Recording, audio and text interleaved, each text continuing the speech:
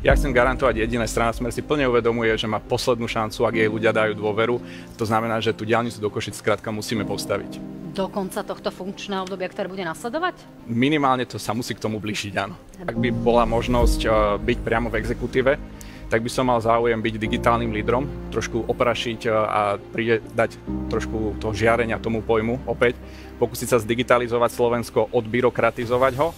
Napríklad viem si aj predstaviť, že budeme diskutovať o takom niečom ako bezplatné hygienické pomôcky pre ženy. To znamená, že mladí ľudia sa aktuálne vracajú domov, pretože si nemôžu dovoliť bývať ani v podnájme. Nemôžu sa dovoliť kvôli tomu, že nikto s tým nič nerobí. Naša ponuka je jasná, stabilita, poriadok a sociálne istoty. A kým ostatní bojujú so stranou Smer a Robertom Ficom, my budeme bojovať za vás, za Slovensko. Vy osobne budete bojovať za čo? Vy osobne budete bojovať za čo? Máte tu ešte za ľudí, za Slovensko. Sme veľmi šikovní, sme skúsení, Smer je istota.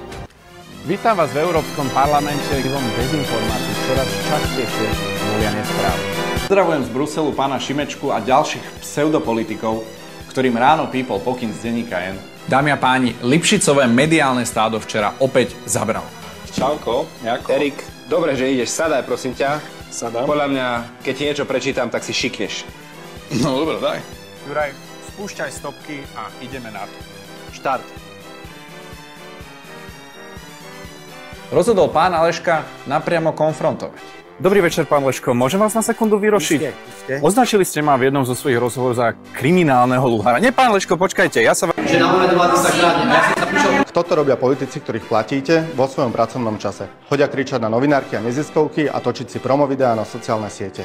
Dnes nás bez ohlásenia navštívil šéf úradu vlády Juraj Gedra a Erik Kajinák v role kameramana. Dnes vám presne popíšem, ako sa bezpečnostná komunita na čele s Globsekom usilovala ovplyvniť výsledok parlamentných volieb v prospech progresívneho Slovenska.